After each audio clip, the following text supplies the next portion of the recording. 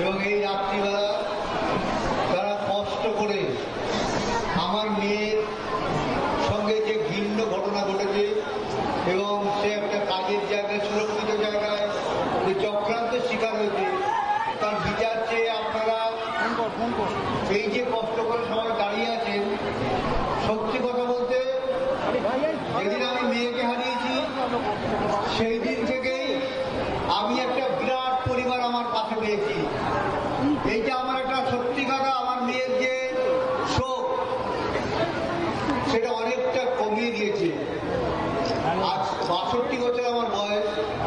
এই 62 বছর ধরে আমি যা করেছিলাম, আরজি করে দুষ্কৃতীরা একটা রাত্রে আমার সমস্ত স্বপ্ন এবং আমার মেয়েটা 31 বছর ধরে যে পরিশ্রম করে যে পরিস্থিতিতে পৌঁছেছিল,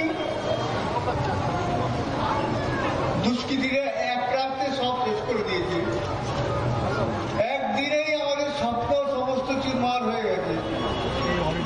আপনারা তাও পাশে এসে দাঁড়িয়েছেন বলে আজকে আমরা গলা খুলে দুটো কথা বলতে পারছি এবং আমাদের বিরুদ্ধে যে অন্যায়টা হয়েছে আরজি কর হসপিটালে এবং সেই দিন থেকে আমাদের উপর যে মানসিক যন্ত্রণা প্রেশার তৈরি করার চেষ্টা হচ্ছে, তার যে আপনারা ভাগিদার হয়েছেন সেজন্য আমি নিজে নিজে মনে মনে গর্ববোধ করছি। এবং আপনাদের এই যে স্বতঃস্ফূর্ততা এবং আপনারা যে আমার মেয়ের বিচারের জন্য এত লড়াই করছেন, সত্যি আমি আশ্চর্য হয়ে যাচ্ছি যে আমার ওই মেয়েটার কি ক্ষমতা যে এত লোককে আজকে রাস্তায় নামিয়ে দিয়েছে।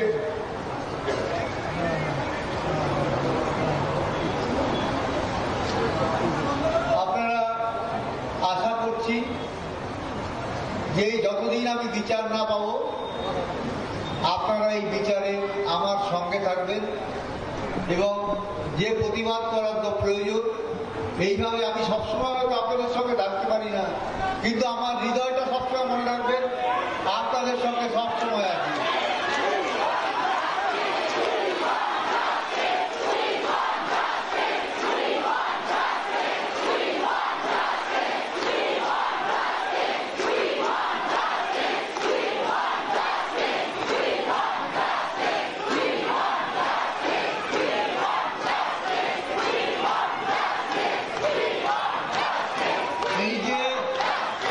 এই যে আপনাদের গলার স্বর আজকে আমার গলার স্বরটাকে অনেক উঁচু করে দিয়েছে এবং আমার মনের জোর, আমার যে মনের কষ্ট অনেকটা লাঘব করেছে।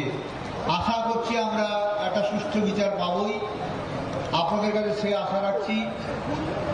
ছোটদের আশীর্বাদ করছি, বড়দের প্রণাম করছি এবং আমার পরিবারের সদস্য মনে করে এবং ছোটরা যারা এই আন্দোলনের সঙ্গে জড়িত আছে তাদের শুভ কামনা করে ভবিষ্যতে আমার এইটুকুই বলার আছে। যতদিন আমি আরেকবার বলছি, যতদিন আমি বিচারটা না পাই ততদিন কিন্তু আপনারা আমার সঙ্গে থাকবেন, এই আশা নিয়ে আমার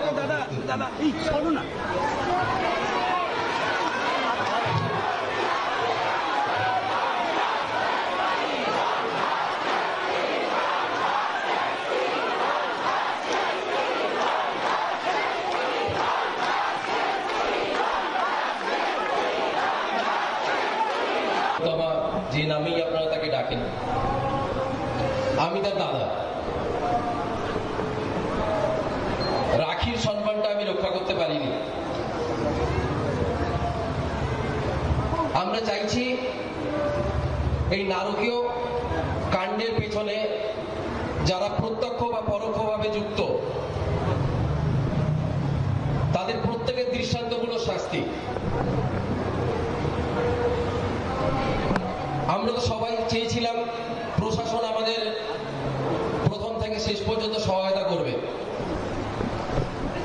কিন্তু আপনারা বিশ্বাস করুন প্রশাসন থেকে আমরা সামান্যতম সহায়তা পাইনি। জানি না এই নারকীয় ঘটনাটাকে ধামাচাপা দেওয়ার জন্য প্রশাসনের এত কি ব্যস্ততা ছিল। আমরা পরিবার থেকে চেয়েছিলাম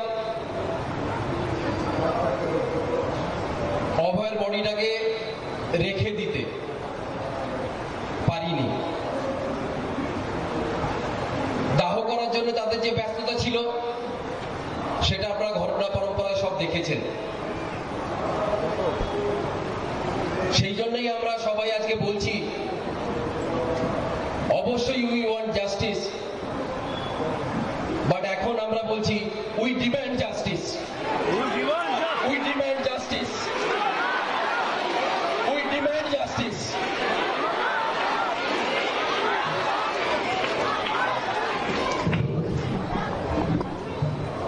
আমরা এটা বেশি আজকে ঠিক 8 তারিখ, আর গত মাসের 8 তারিখ আমাদের